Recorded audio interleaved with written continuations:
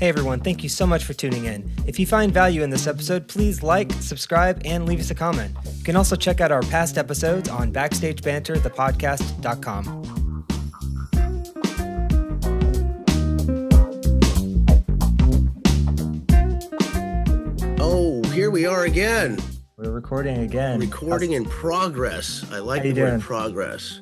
Yeah, me too. And let's welcome I'm doing okay, Brian. Thank you for asking. It's a freezing day in San Diego. It's 64 degrees and raining. Freezing is 64 in San Diego. That's for sure. Sorry. Yeah. No, it's. Hey, I know. I saw Quebec, right? That's where you are, Pavel. Yes. Yes, I'm based in Montreal, Quebec, and there is always a subject to discuss: summer or winter.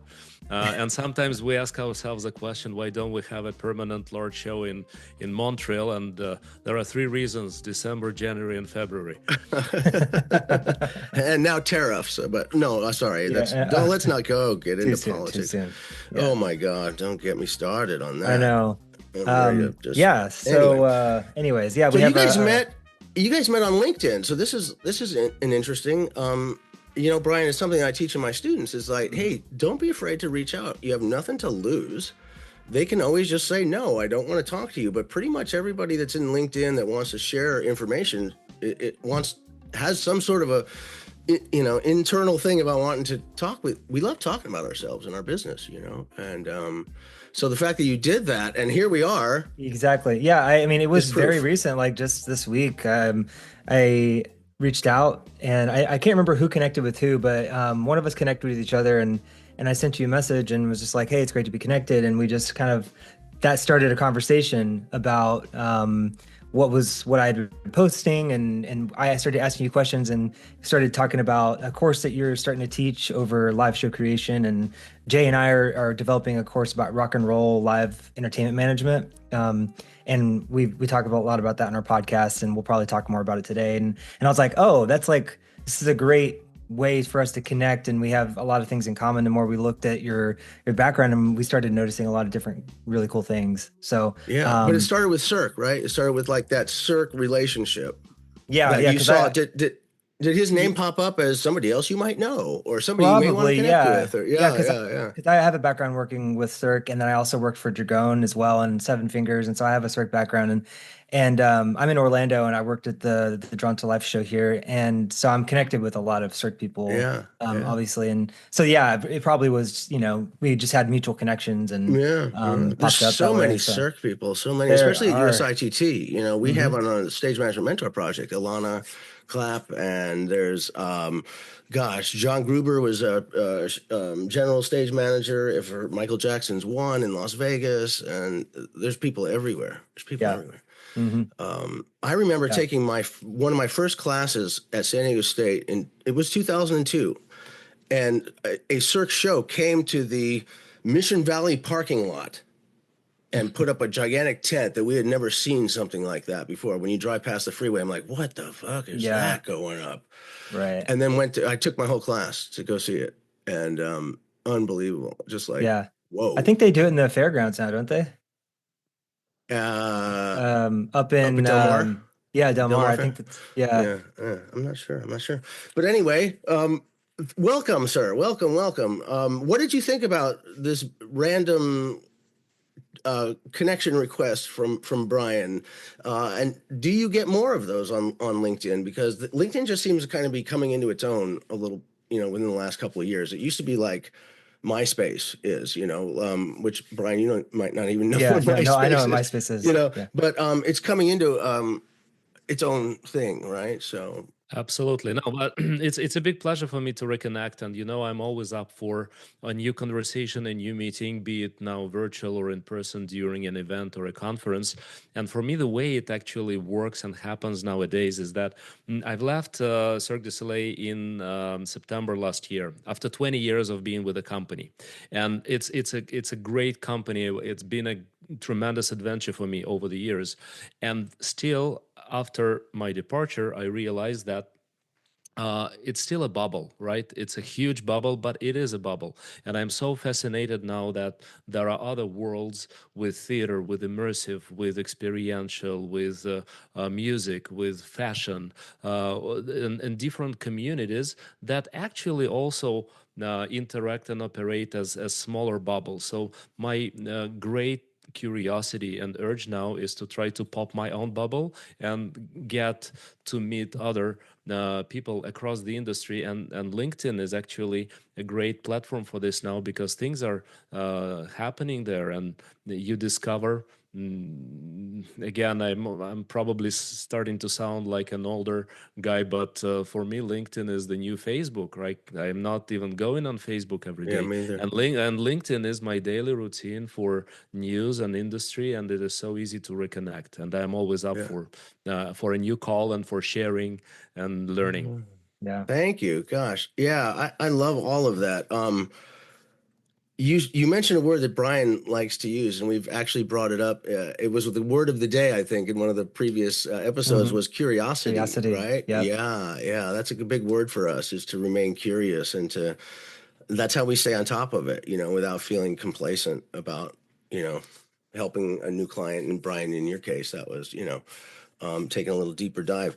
This Definitely. idea of immersive stuff is really fascinating to me. In fact, just the day before yesterday, I'm a production manager for an organization called Music Corps, which is a nonprofit that helps veterans who have come back from Iran, Iraq, and Afghanistan, who have lost an arm, but they used to be musicians before they were soldiers, and then they come back and they can't play.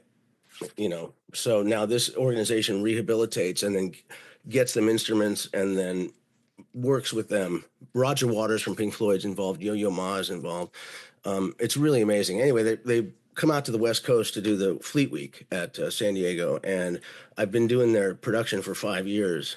And I just talked to Arthur, who was a CNN. He's the executive director, and he's a CNN Hero of the Year. The way it started in Walter Reed Hospital in Washington D.C., he walked there with his keyboard. He's a piano player. He just walked in with a temporary keyboard, small one, a portable one, and he went into one of the rooms and just started playing piano for some of the guys. And it's now turned into this really, really amazing. Anyway, he and I were talking about, he just moved to Carlsbad and had his grand piano installed in his house.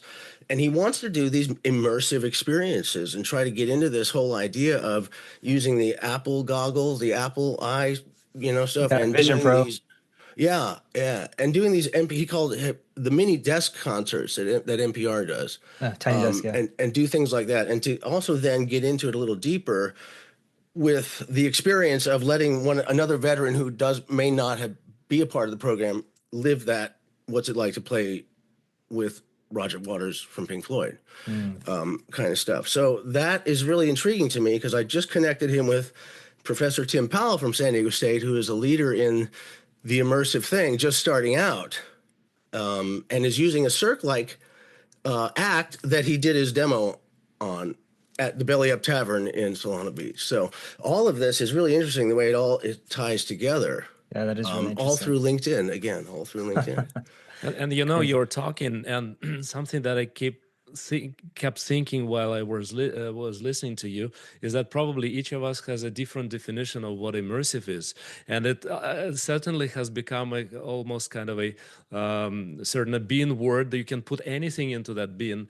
And for me, over the years, the application of that word immersive was just an attempt to break the traditional way of looking at a show when you are Yeah. seated, and then there is that fourth wall that you will want to break, and after that there are new forms that actually take your audience off their seats and move them around. So this is the first Yeah. level of immersive, which is not a real immersive, because there is still Right. just a different, you're looking around to Yeah. appreciate the Yeah. show. After that, the second level of immersive is when you can actually interact with performers like Sleep No More or Forza Bruta kind of projects. Yeah. And still it is not fully immersive in my opinion, because you can get to the third level where you, with your actions and with the actions of the other audience members, can influence, impact, and direct the flow of the show and the flow of the narrative to bring Yeah. it somewhere else. Uh, So there is a Mm. different degree, and now you are talking about a immersive in the sense of virtual reality or mixed reality, which is yet another dimension. Hmm. Right. All coming from different areas too. Like the gaming area definitely has its say in it. But during COVID, I remember all of us and a lot of us in the music, many of us in the music business that thought, what the fuck is going on?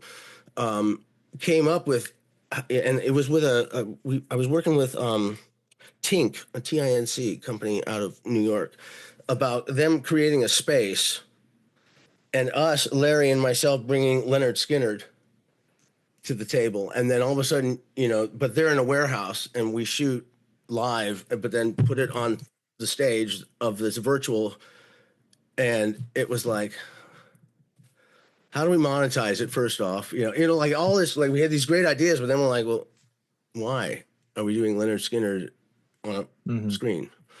We Yeah. were desperate. It was a desperate I time. think I think the Yeah. immersive part of that has really taken off, especially since COVID, because there was this, this urge for everyone to want to try to do something that was entertainment related Yeah. that people could, interact with. And like even in the sports industry, where they had all those avatars, you could go to attend a game that you weren't really at, but you were sort of like trying to Yeah. interact with it. Yeah. Like even Yeah. that in a certain regard is kind of an immersive Yeah. approach to Yeah, we sports and tried stuff.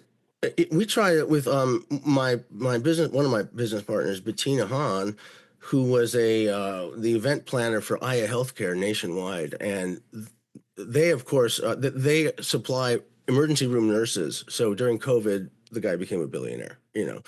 But what they did was for their employees, a night with Colin Jost from Saturday Night Live, like live with him. And then they created this space, and you could, like Pavel was saying, go from room to room. Okay, you're going to go here. You're in this room. Here's Colin Jost. You're going to go over to this room, and then your avatar, actually, you could see it walking and like going and then interacting with another cartoon person. Hmm. And it was like, wow, man, we're going to look back on some of that and just go, you know, Yeah. wow, immersive for me meant the first time I saw it was when one of the big production companies here, Show Imaging, who's amazing, Steve Evans, I've known forever. They started using the goggles to show the client what the ballroom is going to look like when it's done.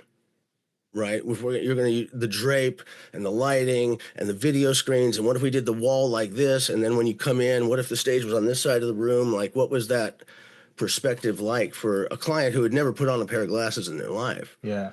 They I those bet that's really good for show creation stuff Yeah, I too. mean, for us it was That'd be, because you're showing somebody a rendering normally, right? A yeah, two-dimensional rendering, a and now drawing. all of a Yeah. sudden you're like, from the time you enter the Hilton, the red Mhm. carpet, and then, and then boom, boom, boom, Yeah. you You can actually actually give walk them, through it yeah, like yeah, inside of it. You don't have to, it's not just yeah, like a model. It's like you can yeah, actually put the goggles on and walk exactly, through it. exactly, yeah, Yeah, yeah. the It's Yeah. really, it was, example that comes to my mind is our project with HoloLens, so with Cirque du Soleil. It was back in 2017, so quite a few years ago, when Microsoft HoloLens, who they just, by the way, announced that they will wrap that program down, so they're not investing in it anymore.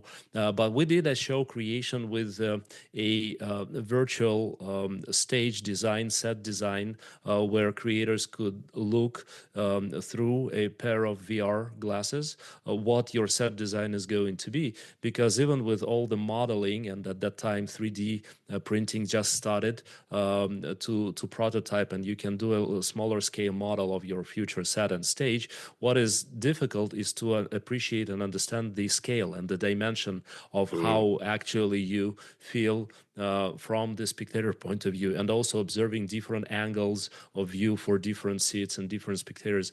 So quite an interesting model that has been used since, not as the only way of visualizing set design, but is present in throughout every creation. yeah, yeah, it really is because we were using it for not everybody can rig in a ballroom. It's just sometimes the nonprofits just can't afford it, right? So you have to have the downstage legs of either a four post, but then the sight lines of where are this if I have my person sitting at table 3 and that post is kind of in the sight line of the podium of the lectern, how can we adjust it, right? Where do we put stuff? So that ability to like use sight lines too, I thought was really Hmm. an interesting take on things. But Yeah. have you guys seen the funniest thing? I wish I could brought up the clip if I can find it, but it's on YouTube, I think. It's a woman who puts on goggles and it's real. Her husband is watching is on the phone with the video. She is in the kitchen. She puts on the goggles and she starts to freak out. She totally doesn't know where she is, and you see her this panic attack, and all of a sudden just goes full speed, right into the microwave oven, which is at head height over her stove, and just crushes the glasses, Oh my crushes the gosh. microwave oven. Like it was like it's one of those. That's Don't let this insane. happen to you the first time you put glasses on. Yeah, I know.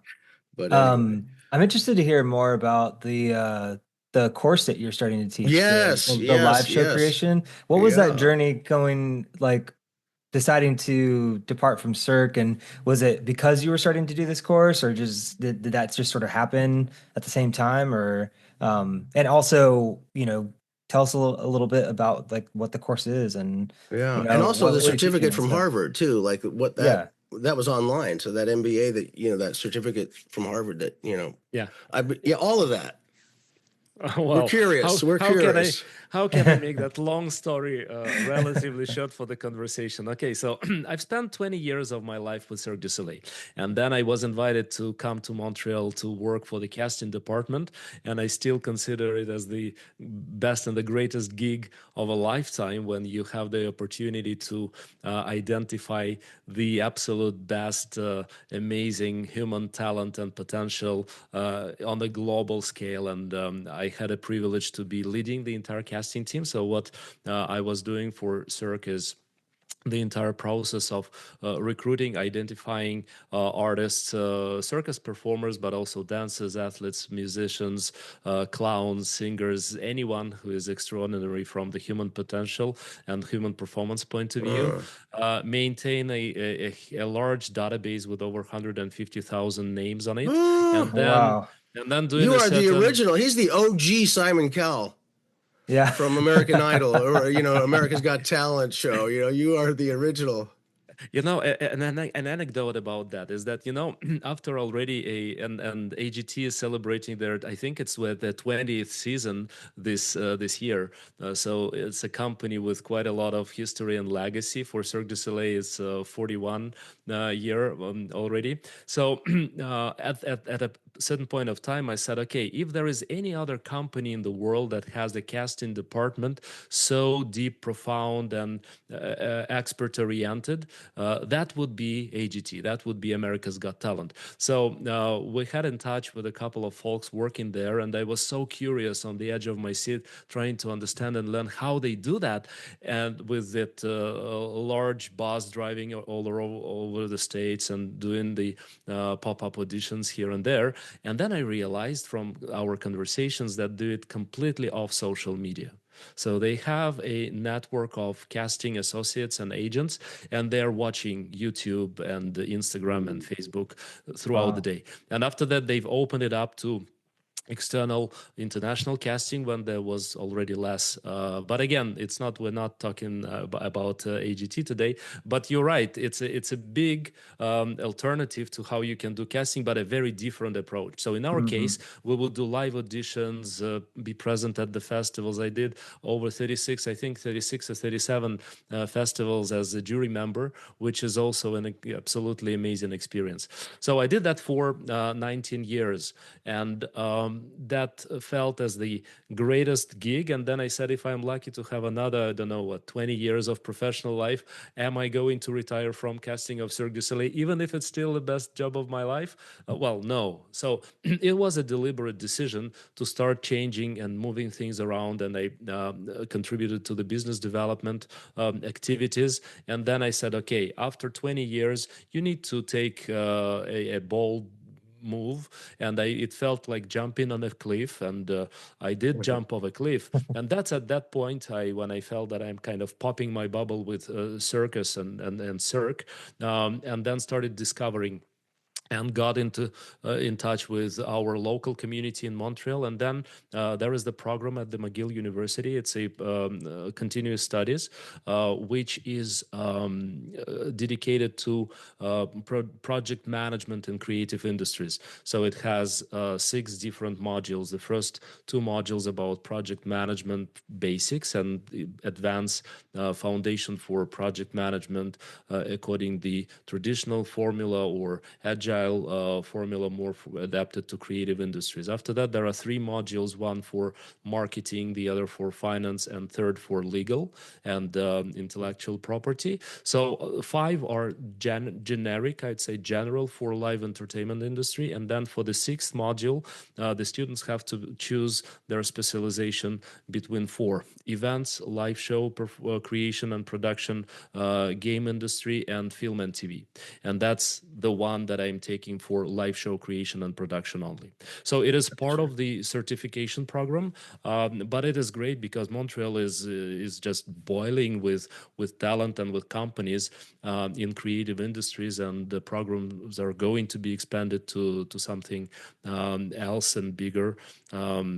There are hundreds of people taking it, so it's quite an interesting. I got so many fucking questions I can't even tell you right now. Like, I'm so excited about that we're meeting.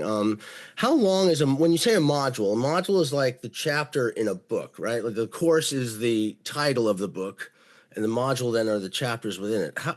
How long are these modules, and are they 100% recorded, or do you interact with a teacher? 6 weeks. Each module is between 6 and 8 weeks.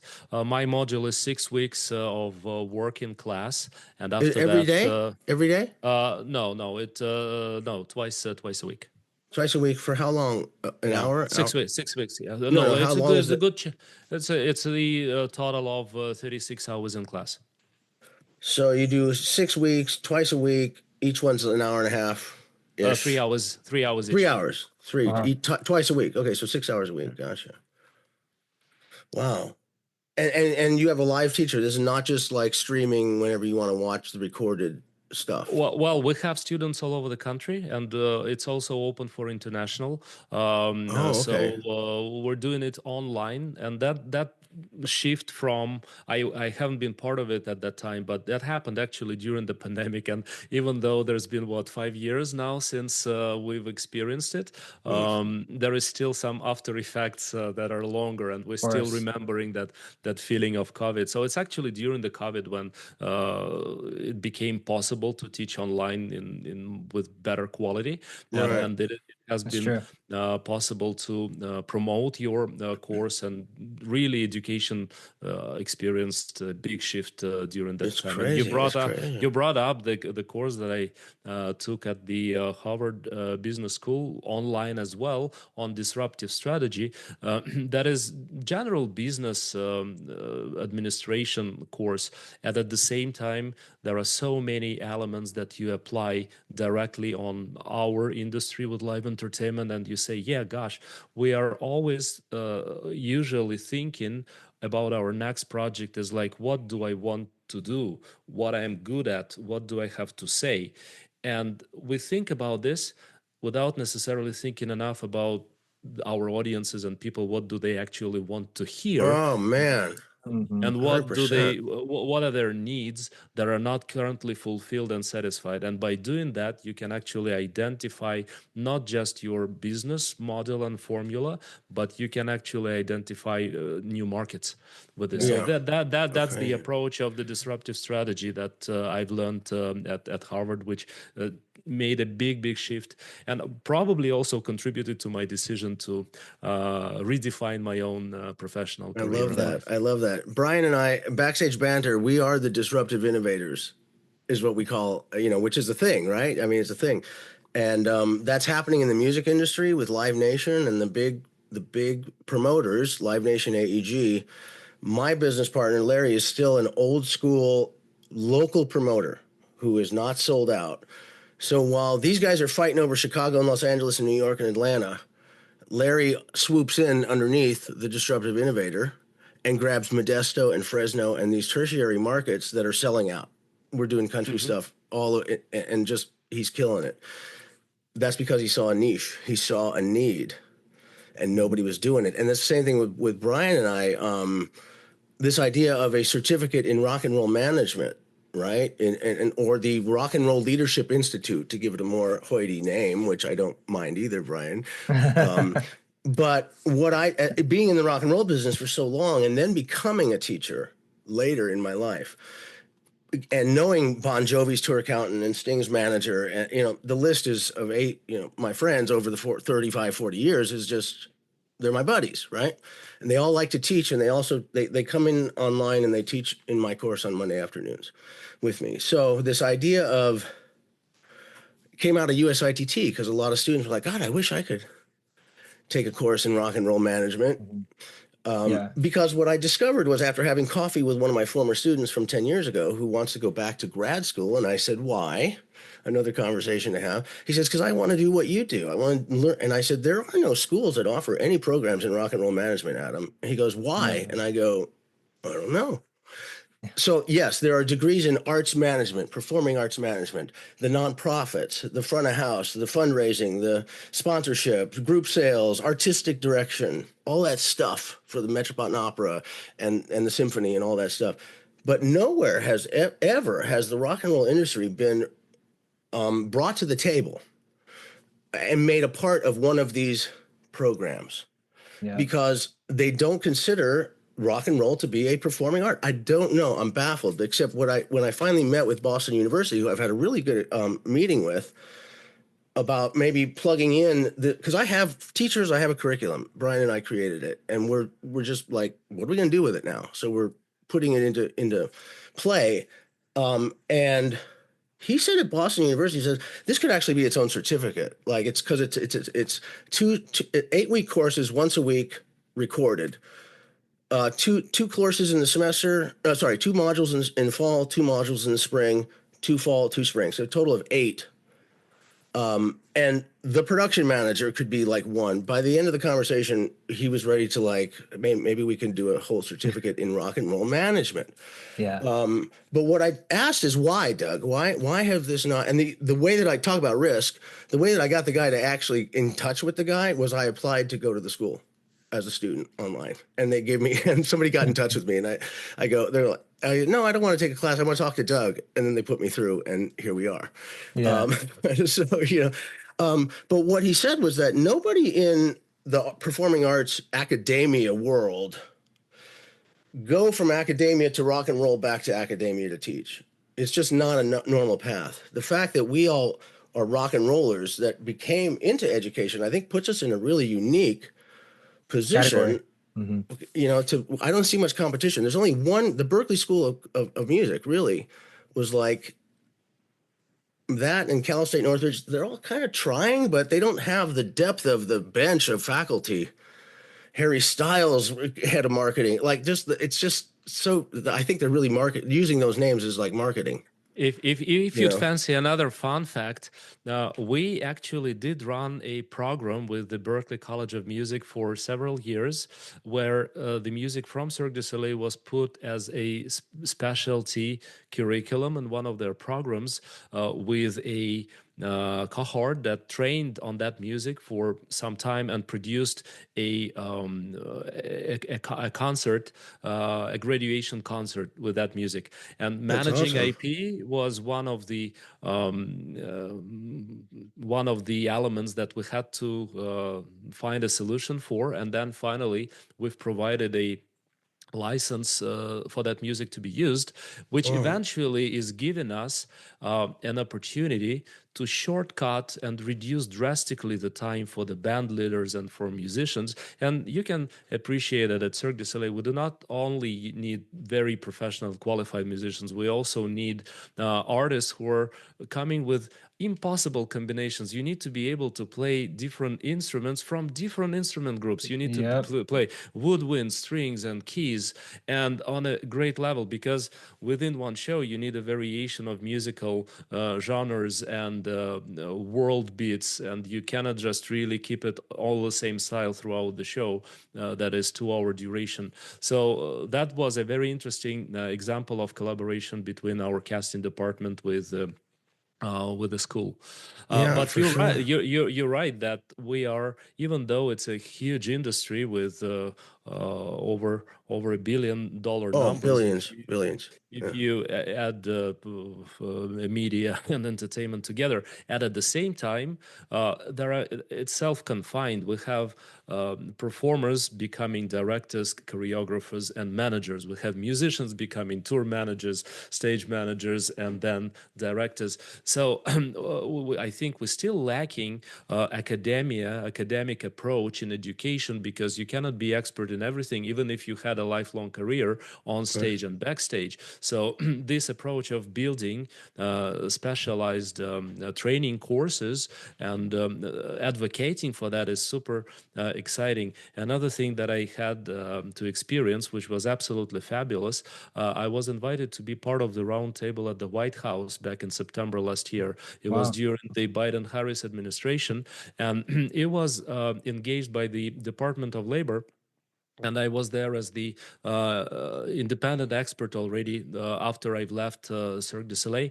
And the conversation is that, yes, we are all sharing the stage context, but then there are forms of stage art that are recognized, such as classic opera and ballet. There are forms of sport that are recognized as the physical activity, but then circus arts is not a recognized activity on the federal or even on the state level, which means that there is not enough job security, no social programs. The producers can decide pretty much whatever they want, depending on if you can be in the unionized context or in the non-unionized context. And if you're in the non-unionized context, it's not even less Right. standardized. So that was there is still a great friend of mine who is advocating and running these programs in Nevada and across the country, which echoes, Jay, with what you've just said, that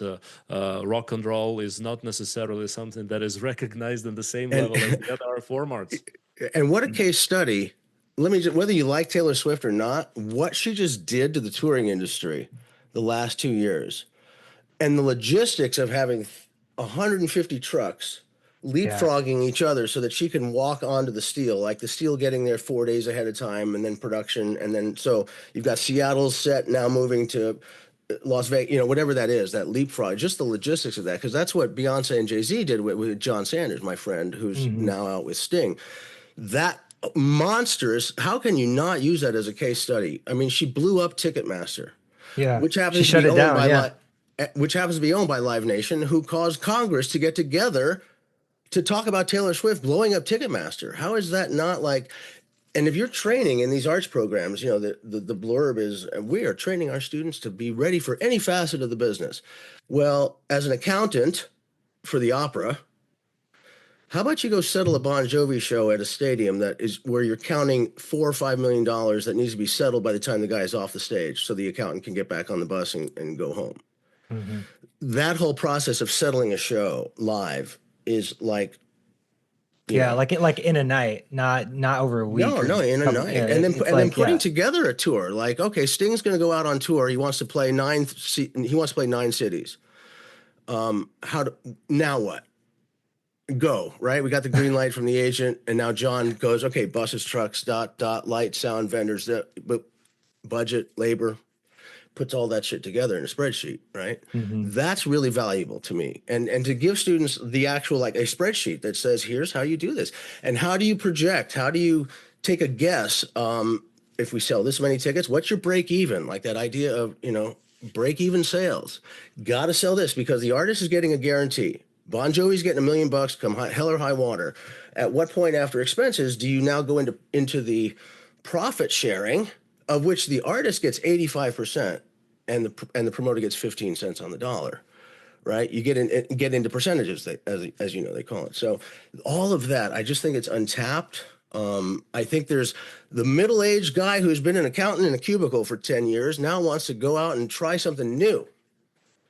This might be an opportunity for them to do that. So the question that I have so many, this is going to be a two-parter, have a feeling, is that um, I think there's two ways of doing this. There's the individual sales of saying, hey, Brian, you want to take, I have this list of 15 courses, 15 modules in the rock and roll that I've prepared for Boston universities for a very specific program, because now it's like, well, listen, I have 4 semesters, one, two, three, four, 2 courses, two modules each. Here you go. What do you think?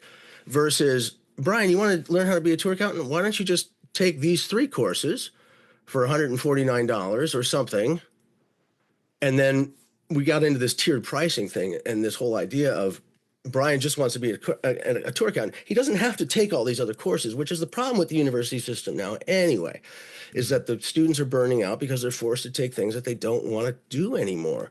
They don't want to read textbooks about astronomy, but they're forced to. And therefore Yeah, the mental health issue, there's so much of that the future of education, I think, as an educator who wrote a textbook, by the way, and does not make my students buy it, I give it to them at the end.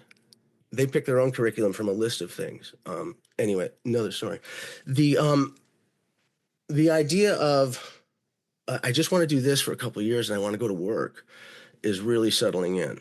hmm More Yeah. so with the Gen Zs, I think. Yeah. What's the curriculum for the course that you take? Is it synchronistic or is it asynchronistic, or like can they pick and choose what they want to take? What's the format like? You mean in Canada, or you are asking? You're asking me? Yeah, for Yeah. your live show Oh my creation God! What the course. Uh, hell? so in my case, there I'm are so six sorry. Hold on. modules, and then in order to go to the specialization, which is live show creation and production, the students are required to take the first 5. So they need to cover the fundamentals of project management, finance, legal, marketing, and then they choose their specialization. If they collect all 6 tokens, they eventually get a certificate. But again, I think Guys, I the got a fire format. alarm going off in my building. I'm going to be right back. Just make sure there's Okay, no so fire. copy. Yeah. So I think the formats can really be different. It's also a lot about the profile of the students that are coming to take this course, because some of them have been already in the industry for a while, and then they have a project in mind, and then they need some foundational knowledge how to drive that project properly, because we start with an idea, but how do I leverage any funding or sponsorship? What if I want to get to the public funding? What if I Right. have something that is on the edge of my format and they do not necessarily know how to market it or how to produce it? So there are students who have a clear pathway in mind and a project in mind. Then there are people who are curious, who are in love with the industry, and they want to come and learn. They do not know exactly what they're going to do. Then eventually, after this program, they're hoping for a job. Well, it's a very different profile of a student. They have different needs, they have different backgrounds and existing knowledge. So it's actually it calls to adapt the content and the context to each of these groups so that they can all benefit in the most productive way. hmm Um, going, I guess thinking about like this, show creation type thing and thinking of your experience in casting is I'm curious to hear like when does casting come into the process? Like what do you know? Like what sort of information are you given when you're going to cast? And I'm sure things are changing as the creation is being put together, and even once they're in creation, they may change their mind, cut an act, add an act, whatever. But I'm just curious to hear what that beginning is like for you when they come to you and they say, okay, we're thinking of a new show. What did they tell you? That's a great question. And I think this is also the reason why, for me, it feels quite natural to teach this course on the entire live show creation and production process, because casting is at the table very early. We're one of the first people who are invited at the creation, in the creation room, at the creation table. Even before, sometimes you have the full creative team around, because you need to position for your business model what the content on stage is going to look like. And that's where you would look at several things, any inspirations from the recent human performance acts or forms, blending of performance with technology, anything that you didn't use with your company in the past that you want to use for your next project. And then we do what we call an inspirational phase, where we just throw a bunch of these things in a presentation, in a casting presentation format. We do not know if these artists are interested or available. These are purely inspirational, but that actually helps business people to package the format and the content Yeah. of the Start to show, the like get a entire story put experience. together. Yeah. And then for business, they also like, how many artists do I need for our cast list, Right. what we call a performance skeleton will look like. And then the creators will fall in love, figuratively, with certain performances, saying that, well, this is the absolutely what we need for our project. We will lock it as an anchor performance. And that's when the casting department will bring it back to the drawing board and go out and find candidates who are available and who are good fit for this particular production at this particular moment of time. And then throughout the entire project life cycle, we would accompany the creation and operations by replacing the artists. You know really well how that goes on Hmm. the projects that last for many years and that perform for many years, that artists would stay for different periods of time, different contracts. So you need continuously to replace them without stopping or interrupting the show. So Yeah. that's where casting department works all the way till the project is retired, and you support artists in their career transition towards their next project. So Yeah. by doing that, we observe the entire life cycle of a production and creation, which actually gives you a very interesting insight of almost every element of the show, more from the creative point of view than the production point of view, and still you have a very deep understanding of the entire process. Yeah. I'm curious, do you know how many shows that you've seen from the very beginning all the way through to the end?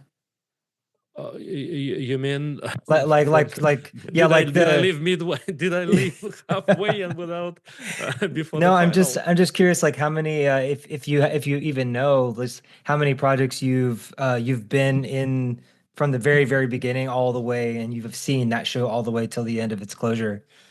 I in that sense, many. You know, the very first project that when I arrived in 2004 in Canada, in Montreal, almost all the projects were performing within indefinite life span. Hmm. And then only the very first couple from Cirque du Soleil were retired many years ago. And I think in 2006, Saltimbanco was the very first project that was announced that is going to retire. And it was a huge shock to everybody, because like, why, how, it's such an amazing show. Well, they've already done 2 world tours, and you cannot really think of new markets for them anymore. And then they will Right. need to leave way to new creations, because your promoters require new shows on the market. And Yeah. after that, throughout the years, we worked on different models, converting a big top tour to arena tour, making a pause, bringing a show back, or retiring a show permanently. So I've seen many of these different situations. And I think in our case studies, what we're trying to accomplish is not only look at super success stories, but also looking at the stories that did not necessarily end up correctly, and drawing conclusions and learning from that. For example, New York has been traditionally a very complicated market. Every time we wanted to Yeah, do a can show on imagine. Broadway, think about Banana Spiel, think about Paramore, think Hmm. about Zarkana, all with the plan to remain there for many years, and then we had to adjust and change the plans, looking at how the market reacts to these projects. Right. Yeah, I mean, even the Broadway show Water for Elephants didn't have a very long run, and that's not purely, circus performance necessarily, but and that's more of a crossover. But I think that just in general, New York is a pretty difficult city. It seems like maybe the audience is just not as geared towards circus arts as other types of stuff. But But in uh, general, Broadway in general, like 80% of shows created even today, they'd never recoup on Broadway. yeah, They might extend their financial model by adaptations and then merchandising and filmed content yeah, and other channels and other revenue streams. But on Broadway, still, I was very surprised recently when I had to update that number in my mind and I did more research that it is still the same. 80% do not recoup. yeah, it's true. However, There's my Broadway show will, the one I have planned for Jason Mraz, singer songwriter, Grammy Award winner, a friend of mine. And I asked him last year, when are you getting back on Broadway? He did Waitress with Sarah Bareilles. And he said to me, what's the story? And I found a story and I pitched to him, and he's like, I said, that's what's going to get you back on stage. I'd love to talk to you more about that at some point. Um, but in the honor of your time, sir, I know you have to go here pretty soon. So I'll just keep listening. The alarm stopped. There's no fire. Everything's okay. So good. what a jarring thing, though. Yeah. Um, I did have a couple of things. Music production means something else in the online world. It means about the creation of, like you were talking about, working with Berkeley School of Music on the soundtrack of producing the music. But when you say music production in our world is live production, right? Is like the touring industry, which I think is an untapped model. And I'd love to continue this offline because I think you would be a perfect business person for us to hire to get And this word I, out I about the can courses, you know? I can answer you very briefly. Well, first of Yeah. all, most of Cirque du Soleil shows are performed with a live band. So it's a Yeah. live performing band with a couple of exceptions, like the Beatles' "Love" was used with remix track by Giles Martin, and after that, Michael Jackson one is performed on a track. But the total majority of other shows are performed live, Yeah. and this is probably the only live music type of show where the band has to adapt to the performance that they see. You look at the ballet or the opera, the singers and the dancers, they actually have to catch up with the music no matter what happens. Like somebody falls on stage, no, you have to catch up with the music. In a circus show, that's the other way around. So Mhm. it means that your band has to be trained, and then your band leader is watching the performance happening out there, and then they have their Ableton tracks and loops, and then being able to adapt with Ableton Live and still adapt to the rhythm of the performance and to stretch it by seconds. No click Well, track on that. I mean, Yeah. as far as like the repetitive, it's fascinating. It's all fascinating to me. One of my clients is a super genius in QLab, and he thinks that the surface has just been scratched about how people are using QLab, but he programs an entire casino, fireworks, video, and is there room somewhere for an online course in QLab in your opinion that is not being done somewhere? Because I want him to join our curriculum. there is, and for sure, there will be more and more programs offered for creative industries that are performing on the edge of different art forms. How do you mix stage automation with lighting, with projections, with immersive content, with live performance? So The short answer is yes. And then I think academia is catching up with the industry. I think we're at the cutting edge there, sir. And Yeah. boy, would I like to talk to you more about all that stuff. With great pleasure. Yeah, thank you so much. I love that you took a risk. I love that you wanted to take something else. And speaking of Jason Mraz, one of my favorite lyrics, leap and the net will appear. Leap and the net will appear. And maybe we'll get out of here with the song Make It Mine by Well, Jason Mraz or something. But yeah, let's close up. we got to do our three Oh, yeah. The things. Yeah. question. Yes. Go ahead, Brian. Yeah. So you're a rock star and you can have three things in your dressing room. What three things would you have in your dressing room on your rider? So in my venue rider, what are my snacks? Always gets everybody, doesn't it, Brian? I know it does. Nobody's ever asked this question. It really is something we don't know. That's the moment when I put my clown nose Oh my on gosh. and I Okay. call out. All right. Oh, pick one candy. Do you like candy? A snack. Yes, yeah. Well, I love all of them. So All right. I would go with a pack of chips and something else, which is absolutely not healthy. But yeah, yeah. Lovely. Lovely. All right. Well, thank you so much. Yeah, thank you so much for coming on. With great pleasure. I have a lot of interest for this. And I said that for me, stepping out of my comfort zone with circus and then going to the zone where it's stimulating, where I'm less known or that I know less about. But I think making these connections can bring something new and different. So for me, I'm really Definitely. very intrigued by this idea. Wow. Anytime. Jay, Brian, thank you very much. Till next All time. right, man. Okay. Take us out of here, Brian, with a little bit of right. music. Here All we right. go. See you guys. Yep. Yeah.